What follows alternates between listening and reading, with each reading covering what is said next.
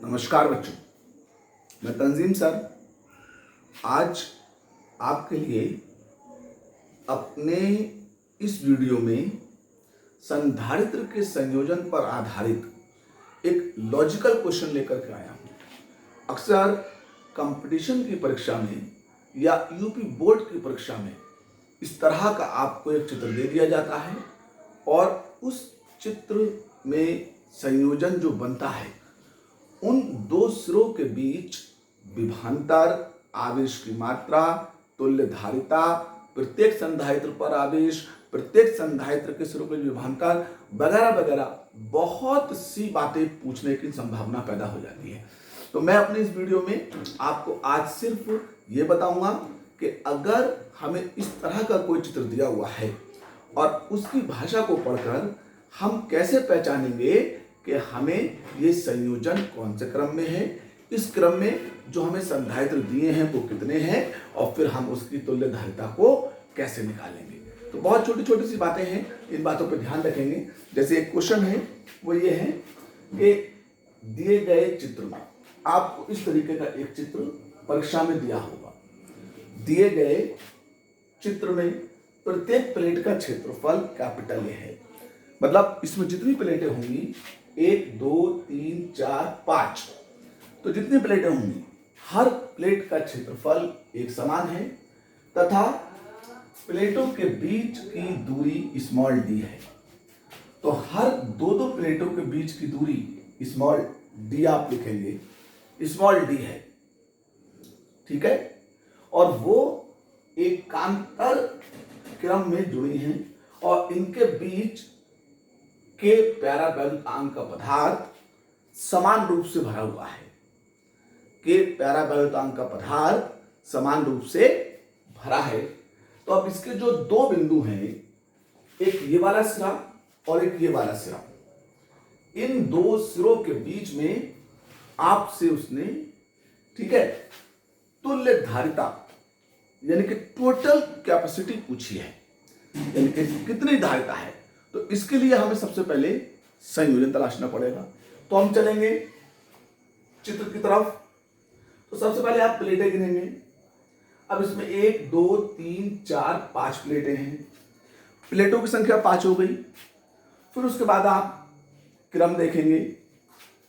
पहली प्लेट से तीसरी जुड़ी है, तीसरी से पांचवी जुड़ी है, दूसरी से चौथी जुड़ी है। तो इस तरह से दो दो दो दो प्लेटों का गैप बन गया। अब इसमें प्लेटें 5 हैं, संधारित्र कितने हो गए? 4 हो गए, 4, क्योंकि संधारित्रों की संख्या प्लेटों की संख्या से एक हमेशा कम रहेगी अगर वो प्लेटें एकांतर क्रम में जुड़ी हैं। नाउ अब हमने क्या किया, संयोजन को एक सिरे से फेस से जोड़ा और आवेशित किया। तो इस पर 3 पर आवेश पहुंचेगा। बाकी की 2 काय से जोड़ दी? अर्थ से जोड़ दी, ठीक है, 2 अर्थ से जुड़ी हैं। अब देखें संधारित्र के कॉन्सेप्ट पे पहुंचे कि संधारित्र में एक फेस से और एक अर्थ से। तो देखो ये वाली फेस, ये अर्थ, एक संधारित्र ये हो गया, दूसरा ये फेस ये अर्थ, दूसरा ये हो गया, तीसरा ये फेस ये अर्थ, ये तीसरा हो गया, चौथा ये फेस और ये अर्थ। तो क्या संधारित्र हो गए? 4। आप कुछ मत करा करो, प्लेटों की संख्या गिन लो और उससे एक कम संधारित्रों की संख्या। तो इसमें 5 प्लेटें हैं और उनसे 4, ठीक है, उनसे 4 संधारित्र बने हैं और चारों समांतर क्रम में है। समांतर क्रम में है। समांतर क्रम की पहचान कि सबके फेस एक तरफ और सभी के अर्थ एक तरफ। तो सबके आवेश या फेस एक तरफ और सबके अर्थ क्या है? एक तरफ। और समांतर क्रम में जब तुल्य धारिता निकालेंगे, तुल्य धारिता, तो अब चारों का क्षेत्रफल समान, चारों की दूरी समान, चारों में पैराबोलिक पदार्थ समान धरा, तो एक की धारिता एप्सिलॉन 0 के ए अपॉन में डी होगी। है कितने? 4, तो इसे 4 बार जोड़ दीजिए। एप्सिलॉन 0 के अपॉन डी प्लस एप्सिलॉन 0 के अपॉन डी और प्लस एप्सिलॉन 0 के अपॉन में डी बराबर किसके आ गया? सी के। तो अब ये कितना हो गया? सी बराबर 4 एप्सिलॉन 0 के ए अपॉन में डी। ये आ जाएगी धारिता, और धारिता का मात्रक फैराड। कुछ भी नहीं है इसमें, बहुत सिंपल है।